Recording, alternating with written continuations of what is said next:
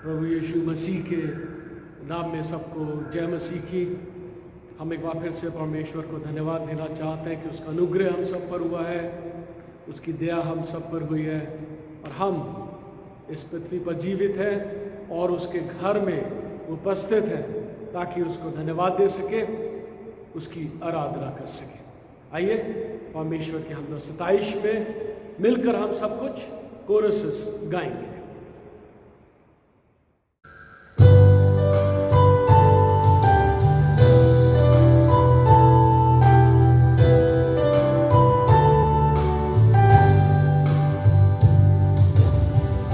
यीशु मसीह भरोसा मेरा, तू ही सहारा है मेरा। मुश्किल समय में तू ही दिलासा, साथ रहेगा तू सदा। करना भलाई तेरी सदा रहेगी मुझ पर, तेरी विश्वास योग्यता देखूंगा मैं उम्र भर। मैं हाथ उठाकर गाऊंगा, यीशु तेरा नाम रहे ऊंचा। उठाकर गाऊंगा, यीशु तेरा नाम रहे ऊंचा।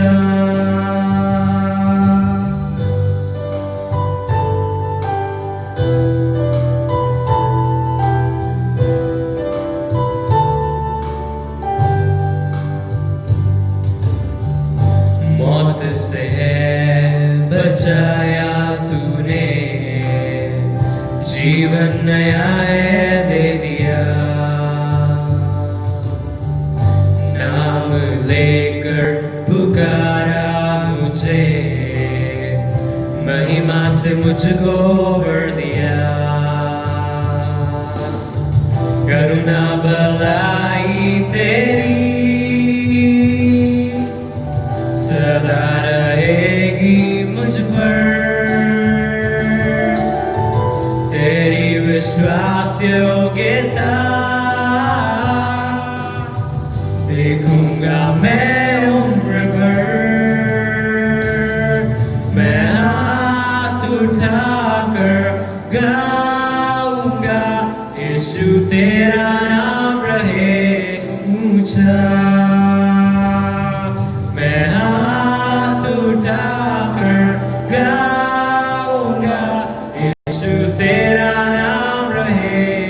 ऊंचा। मैं हाथ उठाकर गाऊंगा, यीशु तेरा नाम रहे ऊंचा। मैं हाथ उठाकर गाऊंगा, यीशु तेरा नाम रहे ऊंचा।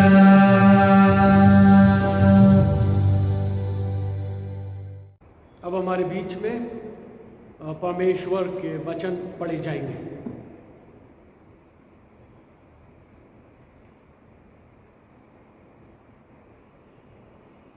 परमेश्वर के वचन में से पढ़ने के लिए मेरे साथ निकाल लें मत्ती रचित सुसमाचार, उसका पहला अध्याय, उसके 18वें पद से लेकर के 23वें पद तक। The Gospel according to Saint Matthew, chapter 1, verses 18 through 23। यीशु मसीह का जन्म इस प्रकार से हुआ कि जब उसकी माता मरियम की मंगनी यूसुफ के साथ हो गई तो उनके इकट्ठा होने से पहले ही वो पवित्र आत्मा की ओर से गर्भवती पाई गई। अतः उसके पति यूसुफ ने, जो धर्मी था और उसे बदनाम करना नहीं चाहता था, उसे चुपके से त्याग देने का विचार किया। जब वो इन बातों की सोच ही में था तो प्रभु का स्वर्गदूत उसे स्वप्न में दिखाई देकर कहने लगा, हे यूसुफ, दाऊद की संतान, तू अपनी पत्नी मरियम को अपने यहाँ ले आने से मत डर, क्योंकि जो उसके गर्भ में है वो पवित्र आत्मा की ओर से है। वो पुत्र जनेगी और तू उसका नाम यीशु रखना, क्योंकि वो अपने लोगों का उनके पापों से उद्धार करेगा। ये सब इसलिए हुआ कि जो वचन प्रभु ने भविष्यवक्ता के द्वारा कहा था वो पूरा हो। देखो, एक कुंवारी गर्भवती होगी और एक पुत्र जनेगी और उसका नाम इमानुएल रखा जाएगा, जिसका अर्थ है परमेश्वर हमारे साथ। ये परमेश्वर का वचन है। परमेश्वर का धन्यवाद हो। प्रार्थना करें। सर्वशक्तिमान पिता परमेश्वर, हम आपको हृदय से धन्यवाद देना चाहते हैं आज के वचनों के लिए जो आपने हम सबको मनन करने के लिए दिए हैं। आपसे मिन्नत करना चाहते हैं कि आप हम सबको अपनी विजडम ग्रांट करें ताकि हम आपके वचनों को सीख सकें। और जब हम आपके वचनों पर मनन करते हैं, हम सबको हर एक दुनियावी बातों से, दुनियावी ख्यालों से दूर रखें। और परमेश्वर हमें अपनी आत्मा का दान दे ताकि वो हम में से प्रत्येक से आज इस सुबह में बातचीत करें। हम अपने आप को आपके हाथों में सौंपते हैं और आपसे प्रार्थना है कि आप हम सबको अपनी आशीष दें। यीशु मसीह के नाम से मांगते हैं, आमीन। या परमेश्वर को धन्यवाद हो कि हम एक बार फिर से परमेश्वर के भवन में मौजूद हैं ताकि उसके वचनों पर मनन कर सकें। बहुत सारे लोगों को शायद ताज्जुब हुआ होगा कि आज के दिन क्रिसमस रीडिंग क्यों पढ़ी गई है। मैं कोई क्रिसमस पर मैसेज नहीं देने जा रहा। आज इस सुबह में मैं आपके सामने शेयर करना चाहता हूँ यीशु मसीह की मनुष्यता पर, ह्यूमैनिटी ऑफ क्राइस्ट, कि प्रभु यीशु मसीह एक इंसान भी थे। हम सब ये विश्वास करते हैं कि प्रभु यीशु मसीह खुद परमेश्वर थे, इस दुनिया में आए थे। लेकिन मैं आज इस सुबह में आपके साथ मिलकर सीखना चाहता हूँ कि प्रभु यीशु मसीह एक इंसान थे और यीशु मसीह की मनुष्यता पर हम आज देखेंगे। लोगों का उद्धार करने के लिए या यीशु मसीह को एक सेवियर होने के लिए उसको सिर्फ डिवाइन और एक वर्जिन, उसका एक वर्जिन बर्थ ही नहीं होना था, बल्कि उसको एक सच्चा इंसान भी होना अनिवार्य था।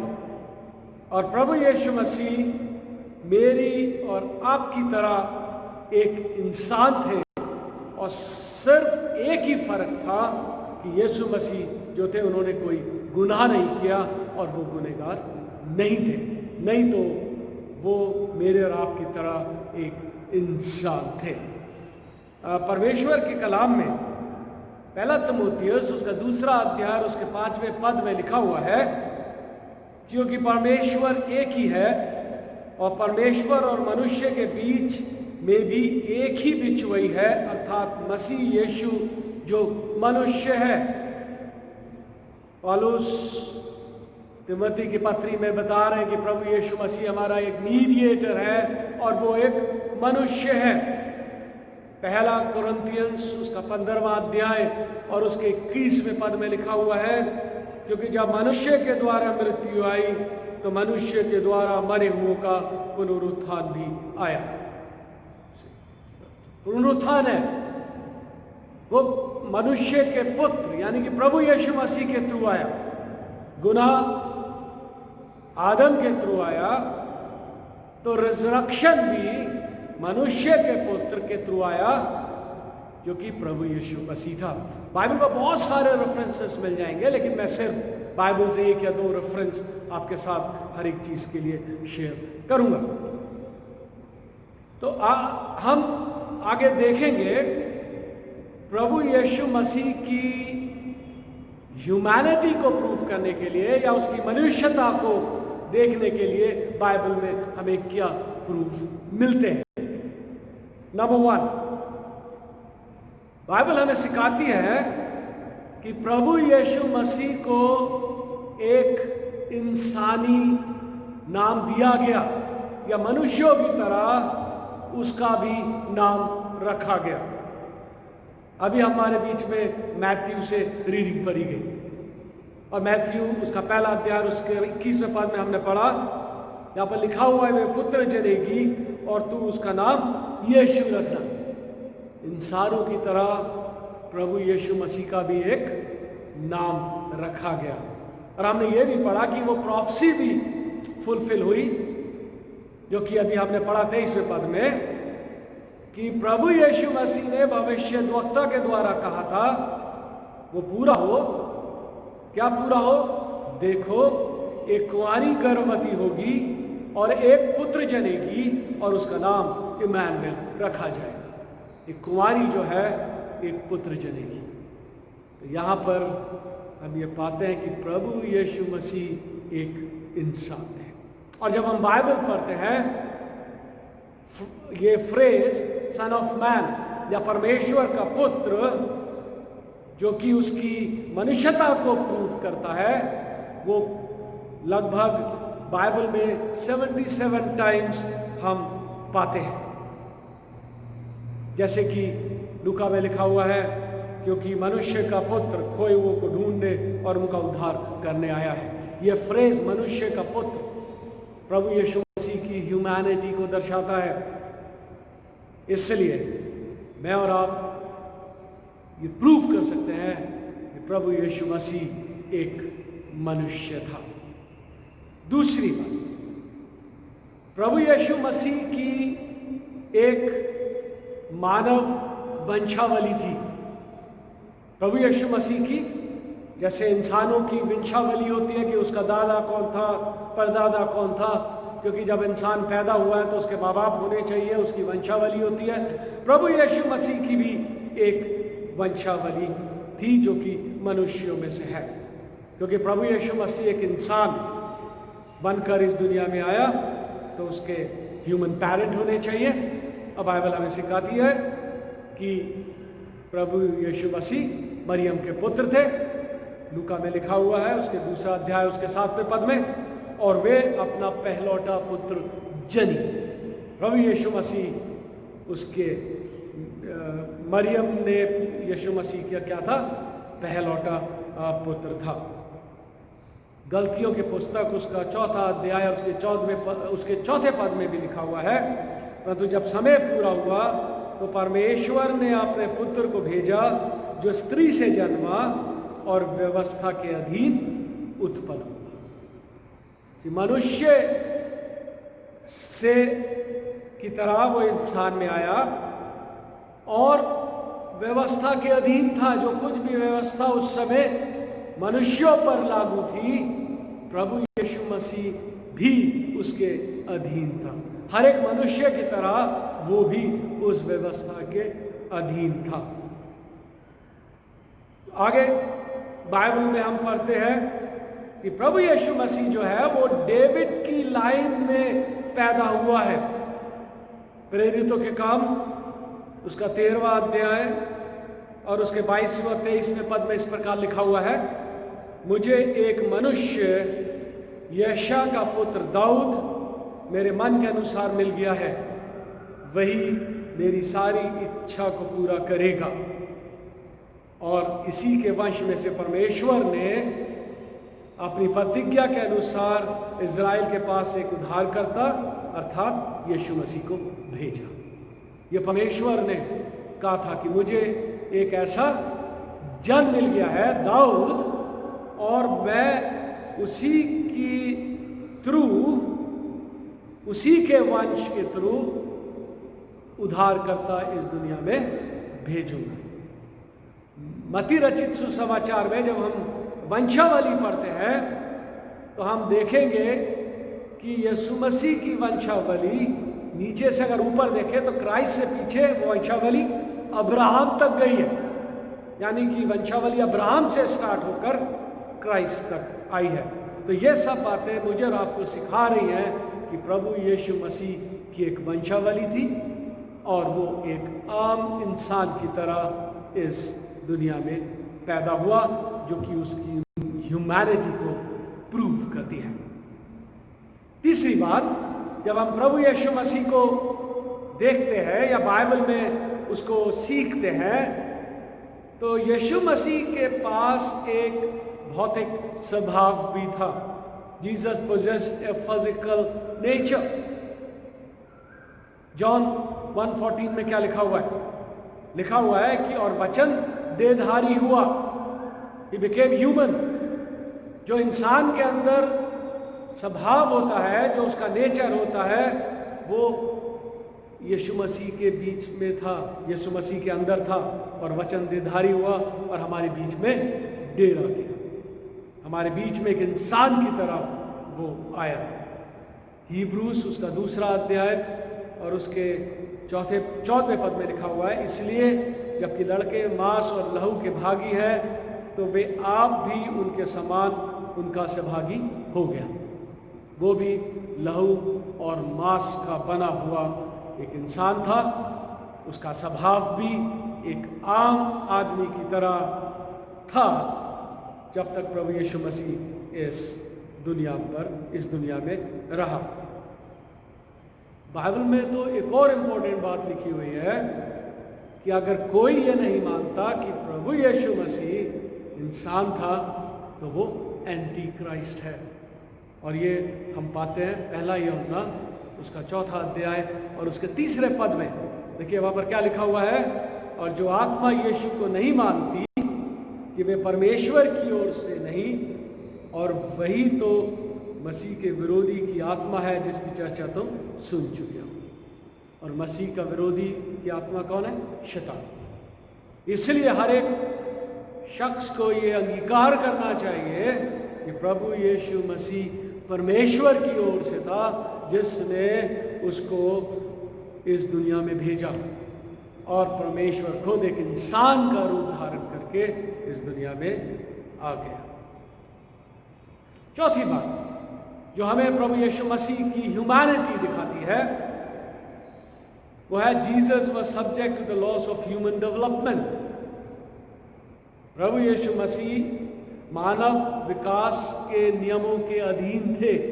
जैसे जैसे मनुष्यों का विकास होता है, प्रभु यीशु मसीह का भी शारीरिक और मानसिक विकास शुरू से, बचपन से होता चला गया।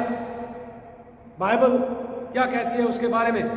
लूका रचित सुसमाचार उसका 2 अध्याय और उसके 40वें पद में लिखा हुआ है, ही ग्रू अप, कि वो बढ़ता चला गया। लिखा हुआ है, और बालक बढ़ता और बलवंत होता और बुद्धि से परिपूर्ण होता गया। हर एक इंसान की तरह वो भी उम्र में बढ़ रहा है, शारीरिक तौर पे मजबूत हो रहा है, और बौद्धिक रूप से भी उसका विकास हो रहा है। बाइबल में हमें बाइबल की बहुत ज़रूरत पड़ेगी, क्योंकि मैं जो भी आप लोगों के साथ शेयर कर रहा हूँ वो सब बाइबल में लिखा हुआ है। I am not going outside the Bible, क्योंकि जो बाइबल में लिखा हुआ है वो सच है। बाइबल में लिखा हुआ है कि वो इंसानों की तरह सवाल पूछता था।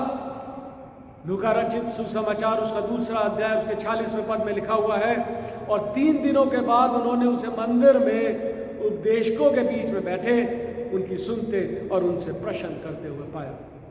एक आम इंसान की तरह प्रभु यीशु मसीह सवाल पूछ रहा है।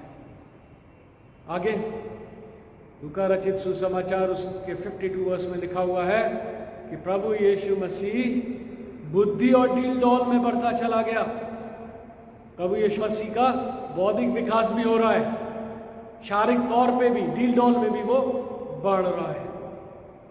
कलाम हमें सिखा रहा है आगे, दैट ही सफर्ड, उसने दुख तकलीफ उठाई। हिब्रूस उसका 2 अध्याय उसके 18वें पद में हम पढ़ते हैं, जहाँ पर लिखा हुआ है, क्योंकि जब उसने परीक्षा की दशा में दुख उठाया तो वे उनकी भी सहायता कर सकता है जिनको परीक्षा होती है। उसने प्रभु यीशु मसीह ने दुख उठाया एक इंसान की तरह, और इसीलिए वो हर एक इंसान को जो दुख उठाता है, आजमाइश में पड़ता है, वो उसकी मदद कर सकता है। एक इंसान की तरह आगे हम देखते हैं कि प्रभु यीशु मसीह ने आज्ञाकारिता सीखी। ये भी हम पाएंगे Hebrew 5वां अध्याय उसके 8वें पद में। पुत्र होने पर भी उसने दुख उठाकर आज्ञा माननी सीखी। Jesus Christ was learning to be obedient. एक इंसान की तरह वो कहना मानना सीख रहा है। और बाइबल हमें और क्या सिखाती है कि उसने एक बढ़ई की तरह काम किया। मार्क 6:3 में लिखा हुआ है, जब आपस में लोग प्रभु यीशु मसीह के बारे में डिस्कस कर रहे हैं, उसके कार्य देखकर अचंभा हो रहे हैं, तो क्या कह रहे हैं? क्या ये वही बढ़ई नहीं जो मरियम का पुत्र और याकूब, योसेस, यहूदा और शमौन का भाई है? लोग कह रहे हैं कि ये तो बढ़ई का पुत्र है जिसको उन्होंने बढ़ई का काम करते हुए देखा है। और बाइबल हमें सिखाती है प्रभु यीशु मसीह जो है उसकी आजमाइश भी हुई। He was tempted. और यीशु मसीह की टेम्पटेशन स्टोरी हम अच्छी तरह से जानते हैं कि कैसे उसकी परीक्षा हुई। ये सब चीज़ें हमें ये दिखाती हैं कि प्रभु यीशु मसीह मानव विकास के नियमों के अधीन थे। जैसे हर एक मनुष्य के अंदर उसका विकास होता है, उसी प्रकार से प्रभु यीशु मसीह का भी विकास होता चला गया। आगे जब हम बाइबल पढ़ते हैं तो हम ये भी पाते हैं कि Jesus was moved by the instincts of a normal human beings. मतलब एक सामान्य मनुष्यों के समान प्रभु यीशु मसीह में जो मनुष्य के अंदर फीलिंग्स होती है, इमोशंस होते हैं, वो सब प्रभु यीशु मसीह के अंदर भी दिखाई देते थे या यीशु मसीह के अंदर भी मौजूद थे। क्या बताती है बाइबल? प्रभु यीशु मसीह को भूख लगी। एक इंसान की तरह उसको भूख लगती थी। टेम्पटेशन स्टोरी में हमने पढ़ा है, हम सब जानते हैं कि जब शैतान परीक्षा कर चुका तो प्रभु यीशु मसीह को क्या है? भूख लगी। एक इंसान की तरह उसको भूख लगी। वो प्यासा होता था, इंसान की तरह उसको प्यास लगती थी। और यूहन्ना रचित सुसमाचार उसके 4 अध्याय उसके 7वें पद में हम पढ़ते हैं वो स्टोरी प्रभु यीशु मसीह की समारिटन वुमन। प्रभु यीशु मसीह समारिटन वुमन से या उस सामरी स्त्री से क्या मांगता है कि मुझको पानी पिला। और जब प्रभु यीशु मसीह क्रॉस पर टंगा हुआ था, हम सब पढ़ते हैं और जानते हैं कि उसने पुकार कर क्या कहा कि मैं प्यासा हूं। वो एक शारीरिक प्यास भी थी क्योंकि उसके शरीर का सारा खून, सारा लहू बह गया था और इंसान होने के नाते उसको बहुत ज़्यादा प्यास लग गई। प्रभु यीशु मसीह इंसान था, इसलिए क्या है, उसको थकान भी महसूस होती थी। यूहन्ना रचित सुसमाचार उसका 14वां अध्याय उसके 6वें पद में लिखा हुआ है, और याकूब का कुआं भी वहीं था, अतः यीशु मार्ग का थका हुआ उस कुएं पर यूं ही बैठ गया। चलते चलते वो भी थक गया। एक इंसान की तरह प्रभु यीशु मसीह को भी थकावट महसूस होती थी। यीशु मसीह को नींद भी आती थी, वो इंसानों की तरह सोता भी था। मैं सिर्फ एक रेफरेंस आपके साथ शेयर करना चाहता हूँ। मैथ्यू 8:24 लिखा हुआ है, और देखो झील में एक ऐसा बड़ा तूफान उठा कि नाव लहरों से ढकने लगी और वे सो रहे। हम सब उस स्टोरी को अच्छी तरह से जानते हैं कि प्रभु यीशु मसीह सो रहा है। जब चेले कह रहे हैं कि तो सो रहा है और हम यहाँ पर खतरे में हैं, तो प्रभु यीशु मसीह को एक इंसान होने के नाते उसको नींद भी आती थी। वो लोगों से एक इंसानों की तरह प्यार भी करता था। जैसे इंसान एक दूसरे से प्यार करते हैं, प्रभु यीशु मसीह भी इंसानों से प्यार करता था। मरकुस उसका 10वां अध्याय और 21वें पद में हम वो स्टोरी पाते हैं। यहाँ पर लिखा हुआ है, धर्मी युवक की कहानी के बारे में हम पढ़ते हैं, जो यीशु मसीह के पास आया और कहता है कि अनंत जीवन पाने के लिए मैं क्या करूं। और बाइबल में हम पढ़ते हैं मार्क 10:21 में क्या लिखा हुआ, और यीशु ने उस पर दृष्टि करके उससे प्रेम किया। प्रभु यीशु मसीह का प्यार उस मनुष्य की तरफ उमड़ पड़ा जो प्रभु यीशु मसीह से पूछने आया था या सीखने आया था। प्रभु यीशु मसीह जो है वो दया करने वाला परमेश्वर था। He had compassion in his nature. मत्ती रचित सुसमाचार उसका 9वां अध्याय उसके 36वें पद में हम पाते हैं, जब वहां पर बहुत बड़ी भीड़ है और उमड़ रही है यीशु मसीह के पास, वो उसके पास आए हैं ताकि वो उनको चंगा करे। जब उसने उस भीड़ को देखा तो उसने क्या कहा था, जब उसने उस भीड़ को देखा तो उसे लोगों पर तरस आया, उसको तरस भी आता था। एक इंसान की तरह उसे लोगों पर दया आती थी। एक इंसान होने के नाते प्रभु यीशु मसीह को गुस्सा भी आता था। बाइबल में हम पढ़ते हैं कि क्या हुआ जब उसने यरूशलेम में मंदिर के अंदर देखा कि लोग बेईमानी कर रहे हैं, लोगों को सता रहे हैं, तो उसको गुस्सा आया और उसने हंटर लेकर लोगों को वहाँ से भगाया।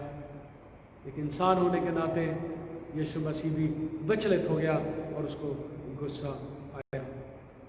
और जैसे हम परमेश्वर पर श्रद्धा रखते हैं, उससे प्रार्थना करते हैं, प्रभु यीशु मसीह भी परमेश्वर के प्रति अपनी श्रद्धा और विश्वास प्रकट करता है। बाइबल में करता है। इब्रानियों की पुस्तक उसका 5वां अध्याय और उसके 7वें पद में लिखा हुआ है, यीशु ने अपनी देह में रहने के दिनों में ऊंचे शब्द से पुकार कर और आंसू बहा कर उससे जो उसकी मृत्यु से बचा सकता था प्रार्थनाएं और विनती। प्रभु यीशु मसीह ने भी लोगों की तरह, इंसानों की तरह रो कर, पुकार कर अपने बाप से प्रार्थना करी। वो भी प्रार्थना करता। इंसान होने के नाते वो क्या करता था, करहा उठता था। यूहन्ना उसका 11वां अध्याय उसके 33वें पद में जब वहां पर लाजर की हम स्टोरी पढ़ते हैं, लाजर की मृत्यु के बाद मरियम और लोगों की हालत को देखकर क्या लिखा हुआ है, जब यीशु ने उसको यानी कि मरियम को और उन यहूदियों को जो उसके साथ आए थे रोते हुए देखा तो आत्मा में बहुत ही उदास और व्याकुल हुआ, कराहने लगा, उसको उदास हुआ, बहुत ज्यादा व्याकुल होने लगा। लोगों, मरियम और जो यहूदी उसके साथ थे उनको रोता बिलखता देखकर एक इंसान की तरह उसका हृदय भी पिघल गया। इंसानों की तरह प्रभु यीशु मसीह रोता है। बाइबल में हम पढ़ते हैं लाजर की मृत्यु के समय क्या लिखा हुआ है, और वो रोया। बाइबल में आगे हम पढ़ते हैं जब वो यरूशलेम में आया, यरूशलेम की दशा को देखकर प्रभु यीशु मसीह रोया। एक इंसान की तरह प्रभु यीशु मसीह रो भी रहा है और इंसान की तरह बाइबल हमें सिखाती है कि प्रभु यीशु मसीह प्रार्थना भी करता है। मैथ्यू उसका 14वां अध्याय उसके 23वें पद में लिखा हुआ है, वे लोगों को विदा करके प्रार्थना करने को अलग पहाड़ पर चला गया।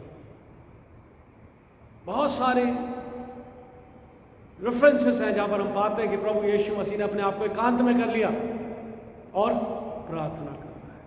तो प्रभु यीशु मसीह प्रार्थना भी करता था, और ये सब हमें दिखाता है कि वो एक कंप्लीट मनुष्य। इसके आगे यीशु मसीह के पास देह और प्राण दोनों थे एक इंसान की तरह। Jesus had a body. John 1:14 में अभी हमने देखा क्या लिखा हुआ है कि वचन देहधारी हो। देव के रूप में वो दुनिया के बीच में आया। उसके पास एक फिजिकल बॉडी थी, और हम प्रभु यीशु मसीह को जब अनॉइंट किया जाता है उसकी मौत से पहले मरियम के द्वारा, तो क्या लिखा हुआ है वहां? क्या हम पढ़ते हैं? प्रभु यीशु मसीह उसको डिफेंड करते हैं। लिखा हुआ है, प्रभु यीशु मसीह कहते हैं, उसने मेरी देह पर जो ये इत्र मला है वे मेरे गाड़े जाने के लिए किया है। प्रभु यीशु मसीह खुद कह रहे हैं कि इसने जो मेरी देह पर जो ये इत्र मला है, he was having a physical body। और प्रभु यीशु मसीह के बाद के मरने के बाद बाइबल में हम क्या पढ़ते हैं कि प्रभु यीशु मसीह की बॉडी को क्या करा गया? दफनाया गया। देह को दफनाया जाता है। तो प्रभु यीशु मसीह की देह को जैसे इंसानों की देह को दफनाया जाता है, प्रभु यीशु मसीह की देह को भी दफनाया गया। प्रभु यीशु मसीह के पास देह था, प्राण थे, सोल, उसके पास सोल भी थी। मैथ्यू 26:38 में प्रभु यीशु मसीह खुद कहते हैं, क्या कहते हैं? उन्होंने कहा, मेरा जी बहुत उदास है, यहां तक कि मेरा प्राण निकला जा रहा है। जो बड़े व्याकुल थे, क्या कहते हैं? मेरा प्राण निकला जा रहा है। और हम बाइबल में कंटिन्यूअसली ये पाते हैं कि प्रभु यीशु मसीह के पास के इंसानों की तरह एक प्राण भी थे। प्रभु यीशु मसीह जो थे वो एक इंसान की तरह मरे, क्योंकि देह को दफनाया जाता है और उनको दफना दिया गया। और हम ये जानते हैं कि जो इंसान इस दुनिया में आया है वो मरता है, क्योंकि मनुष्य के जीवन की जैविक परिणति मृत्यु है और वो पैदा ही मरने के लिए हुआ है। तो प्रभु यीशु मसीह मर गया। Hebrews 9:27 में लिखा हुआ है, जैसे मनुष्यों के लिए एक बार मरना नियुक्त है, तो प्रभु यीशु मसीह को ये भी पूरा रूल करना था जैसे मनुष्यों के लिए एक बार मरना नियुक्त है, इसलिए वो मरा। और बाइबल में हम आगे देखते हैं कि कैलवरी पर प्रभु यीशु मसीह ने अपने प्राण त्याग दिए और उनकी मौत हो गई। हिब्रूस उसका 2 अध्याय उसके 9वें पद में लिखा हुआ है, पर हम यीशु को जो स्वर्गदूतों से कुछ ही कम किया गया था, मृत्यु का दुख उठाने के कारण महिमा और आदर का मुकुट पहने देखते हैं, ताकि परमेश्वर के अनुग्रह से वे हर एक मनुष्य के लिए मृत्यु का स्वाद चखे। उसने मनुष्यों को जिंदगी देने के लिए उस मौत का स्वाद चखा। जैसे मनुष्यों की मौत होती है, प्रभु यीशु मसीह की मौत भी उसी तरह हुई। प्रभु यीशु मसीह इस दुनिया में आए, काहे के लिए आए थे? ताकि वो प्राण देकर लोगों को बचा सके। और उसकी डेथ जो है वो एक मेजर प्रूफ है ऑफ हिज ह्यूमैनिटी। उसकी मौत उसकी मनुष्यता का सबसे बड़ा परिणाम है। प्यारे भाई और बहनों, बाइबल में जब हम प्रभु यीशु मसीह के रिजरेक्शन के बाद बाइबल पढ़ते हैं तो क्या पाते हैं? Even after resurrection Jesus possesses the physical body। लूका उसका 24वां अध्याय और उसके 39वें पद में देखिए क्या लिखा हुआ है, जब प्रभु यीशु मसीह खुद कहते हैं अपने चेलों से, मेरे हाथ और मेरे पाँव को देखो कि मैं वही हूँ, मुझे छू कर देखो, क्योंकि आत्मा की हड्डी मांस नहीं होता जैसा मुझ में देखते हो। Even after resurrection, Jesus presented himself to his disciples in his physical body. प्यारे भाई और बहन, प्रभु यीशु मसीह हमारी तरह एक इंसान था। उसने हर एक चीज़ जो हम फेस करते हैं प्रभु यीशु मसीह ने फेस करी। जैसा हमारा रोज विकास होता है, यीशु मसीह का वो विकास भी हमने देखा। बस हमसे वो दो चीज़ों में भिन्न था।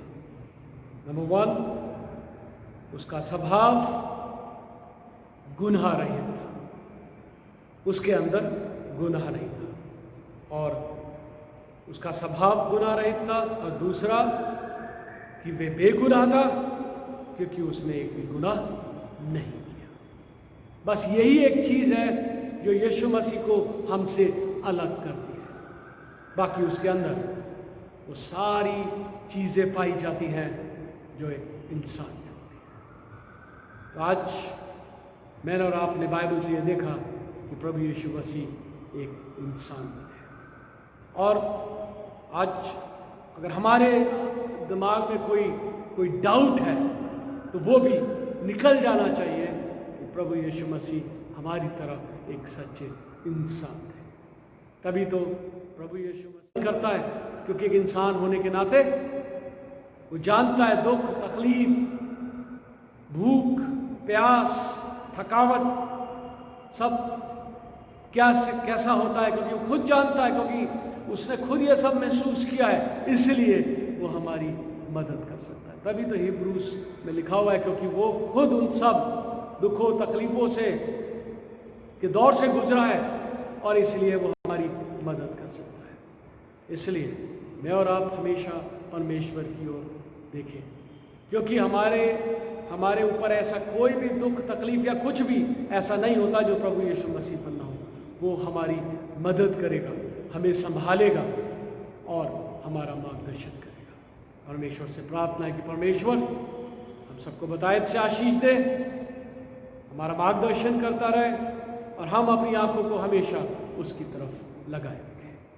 परमेश्वर हम सबको बतायत से आशीष दे। आइए दुआ करें।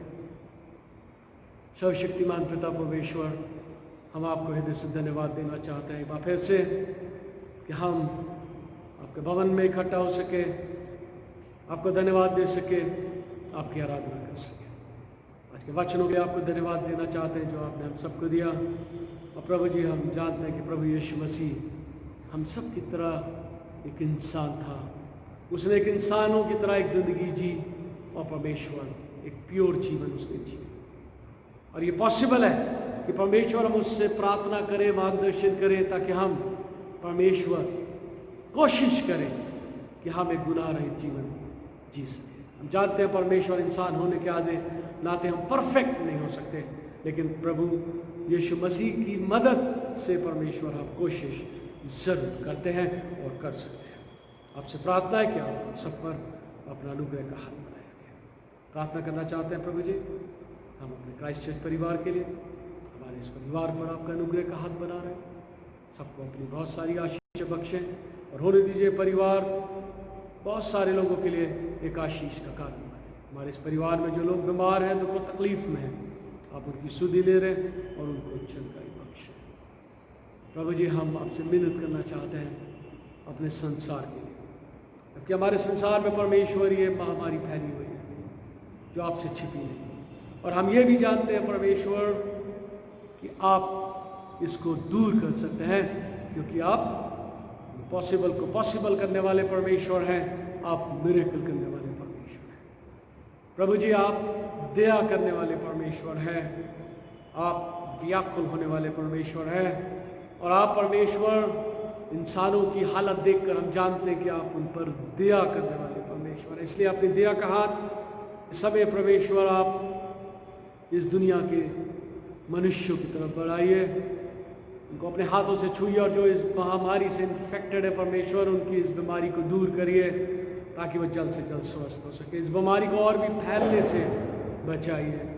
जो लोग परमेश्वर, डॉक्टर्स, सिस्टर्स, हेल्थ वर्कर्स इन बीमारों की सेवा में लगे हुए हैं, आप उनकी भी मदद करें, उनको भी हर एक इन्फेक्शन से बचाएं और उनको भी प्रभु जी आप अपनी बहुत सारी आशीषें प्रदान करें। इस बीमारी को ख़त्म करने के लिए जो भी डॉक्टर्स और रिसर्चर्स, परमेश्वर, साइंटिस्ट मेहनत कर रहे हैं ताकि वैक्सीन को बना सके, आप उनको अपनी विजडम ग्रांट करें ताकि जल्द से जल्द एक वैक्सीन बन के तैयार हो सके और परमेश्वर बहुत सारी जानें बचाई जा सके। हमारे कंट्री इंडिया पर प्रभु जी आपका अनुग्रह का हाथ हो, हमारे इस कंट्री पर, हमारे कानपुर शहर पर आपका अनुग्रह का हाथ बना रहे। हमारी central government, state government, district administration, हर एक अथॉरिटी को प्रभु जी आप गाइड करें, अपनी सामर्थ दें ताकि वो जो भी निर्णय वो लेते हैं, जो भी फैसले वो लेते हैं, वो लोगों की भलाई के लिए हो सके।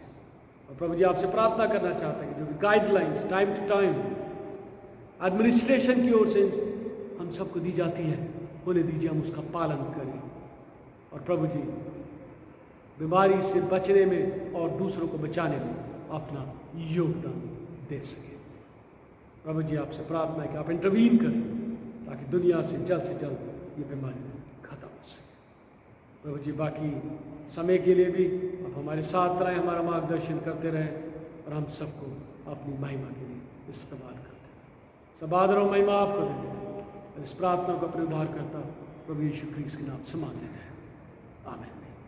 आए हमारे बाप जो आसमान पर है, नाम पवित्र माना जाए, राज्य इच्छा जैसे स्वर्ग में पूरी होती है वैसे पृथ्वी में भी पूरी हो। हमारे दिन भर की रोटी आज आप दें, हमारे अपराधों को क्षमा करें जैसे हमने अपने अपराधियों को क्षमा किया। अब हमें परीक्षा में बुराई से बचा दें कि राज्य, पराक्रम और महिमा अब और सर्वदा आपका ही है, आमीन। हमारे प्रभु यीशु मसीह का अनुग्रह, परमेश्वर पिता का प्रेम और पवित्र आत्मा की सहभागिता अब से लेकर हमेशा सबके साथ, सब विश्वासियों के साथ होती रहे।